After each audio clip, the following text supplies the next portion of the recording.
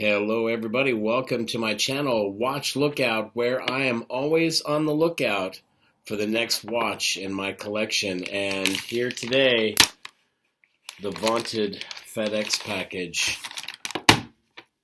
Quick wristwatch check reveals that I'm wearing my Steeldive SD 1974, one of my favorite watches. As I've said numerous times, not a watch I ever considered buying.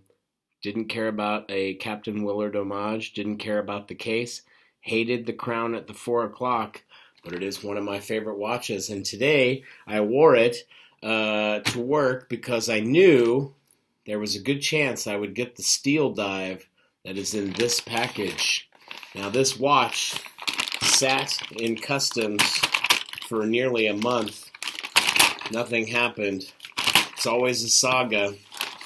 And it's even worse when FedEx has something to do with it. So as with every package here in Turkey, it is first opened and inspected by the customs officials. Nothing I can do about that.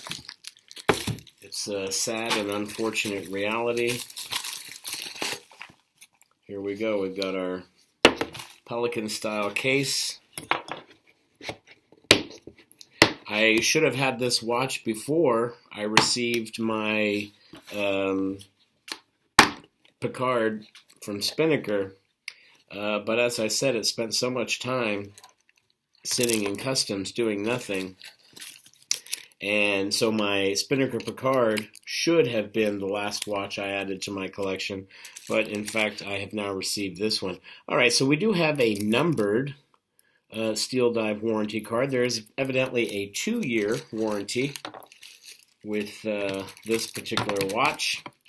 And we have our instruction manual here, also in plastic, which is not always the case. Lifting up the foam, we reveal that we have a screwdriver tool, so one can only assume that there are screw pins on this watch. And what is the watch? Well, my friends, it is the SD 1992. No mystery what watch this is homaging. Very nice clasp there with the Steeldive logo on it. You know, I think for a moment I thought that I was not getting this particular class, but I am, and I'm really stoked about that. We've got our hang tag here, and it is of course wrapped in plastic. So, you know, for a long time, I wanted this particular watch, but I couldn't decide on the brand. Would it be Pagani Design? Pagani Design made 2 iterations of this watch. One that was 42 millimeters case diameter, which I really loved, and but it had an unreliable movement inside, Chinese pearl movement, and I heard a lot of complaints on Reddit and elsewhere about that movement straight out of the package.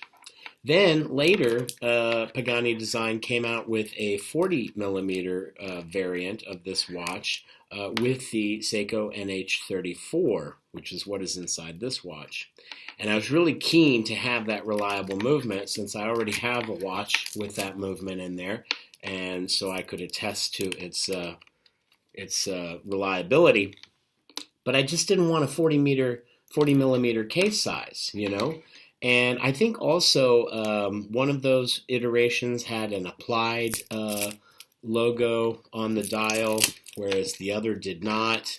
One of them might have had applied indices and the other did not. It was like it wasn't really a Sophie's choice, so I held off. I didn't buy it. And then I think I probably saw another brand that was making this watch, and recently I saw the Steeldive.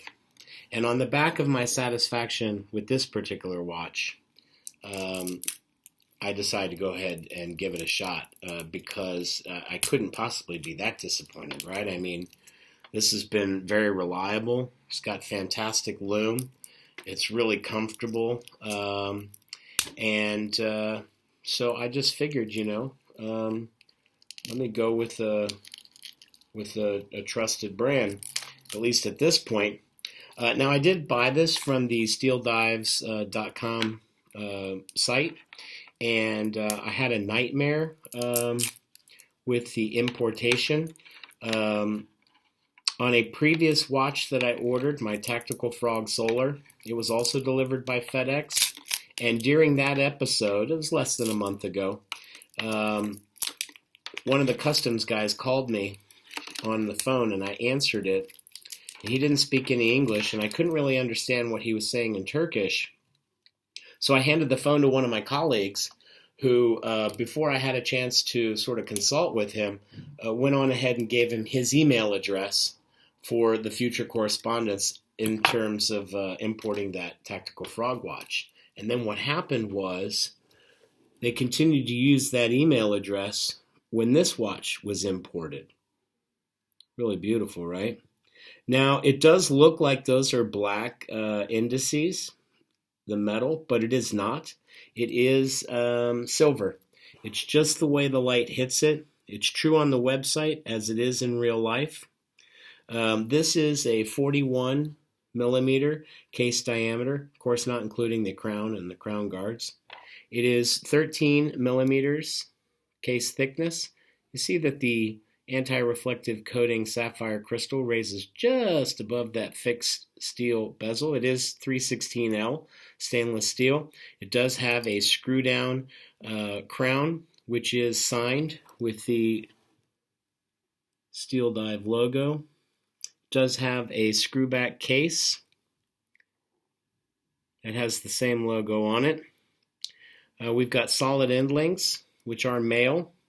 The lug to lug is 48 millimeters, so I think people would be happy about that. Of course, we do have this extending out beyond the lug, the bracelet. It is 20 millimeters lug width.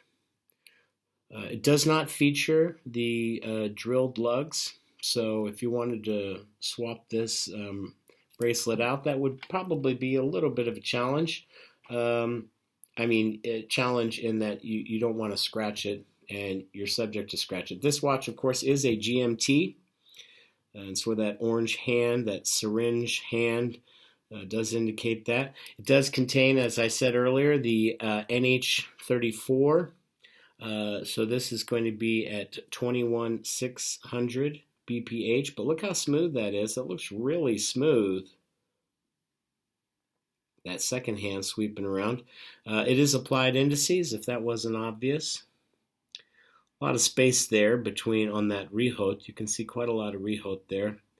It almost makes you believe that they could make this even thinner than 13 millimeters, but that's not a complaint.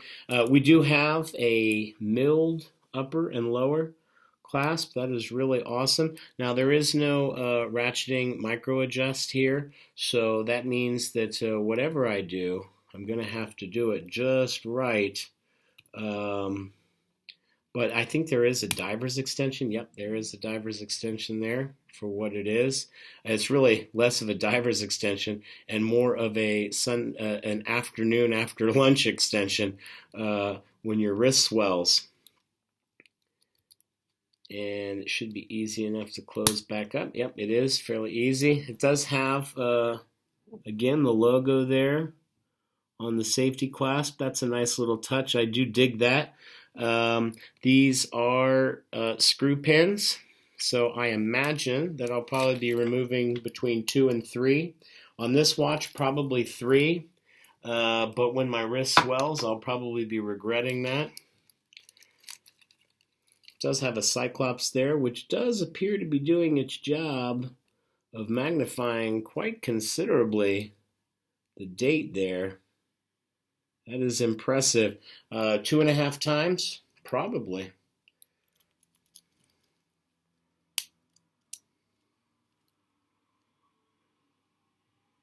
Looks pretty good on my 7.5-inch wrist. I have to say I'm pretty stoked. Another one of the things I didn't really care about before I bought this watch was a white dial, right? But this was one of those magical things that when I saw this watch for the first time online, within 2 seconds I knew I wanted it. And I had already formed opinions about not wanting a white dial, not wanting a cushion case, not wanting the crown at the 4 o'clock, and not wanting a godforsaken Captain Willard homage, right? But this is one of those rare moments when an homage is superior to the original. And this is superior to the Captain Willard in every single way. So, on the spirit of that, okay, this is obviously not going to be better than the watch and homages, but certainly not going to be bad, right? Certainly not going to be bad. So, I'm obviously very excited to add this to my collection. I am taking a break from collecting unless something comes up, and I would say that the YouTube gods or the AliExpress gods are amazing at finding out the thing that you might be looking for. Okay, so just pulling the crown out to the, I would say it's probably the first position. We have the quick set with the hour on the GMT. You can see that clicking around.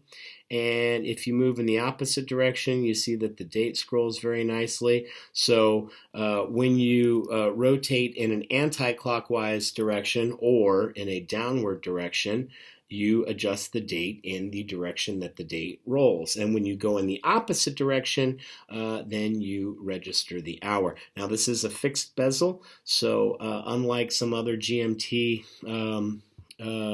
functions where you would move the bezel a certain number of hours beyond the 12 o'clock or in the opposite direction of the 12 o'clock, this is not that way. You're obviously going to set the GMT hand to a fixed scale, right? So that's how that goes. All right, guys, I think I've talked this out. Everything anti-reflective coating. Oh, it is a BGW9, and that reminds me I should probably give this a Lume shot really quickly. I forgot to be prepared with my torch. I'm going to go down this weekend and buy another torch.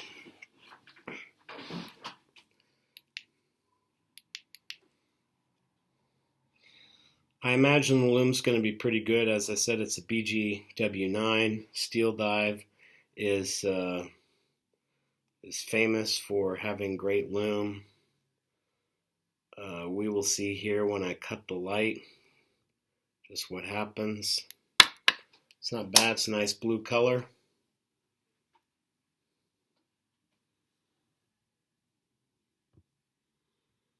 Probably the best way to do it, kind of the way Rolex does it in its photography. Yeah, it's a nice blue Lume. I'll be interested to see what its longevity is through the night.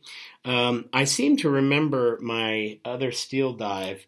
I feel like when I first bought this, the Lume used to shine through the night, but I know I charged this last night, went to sleep on it, and then this morning I couldn't see what the time was.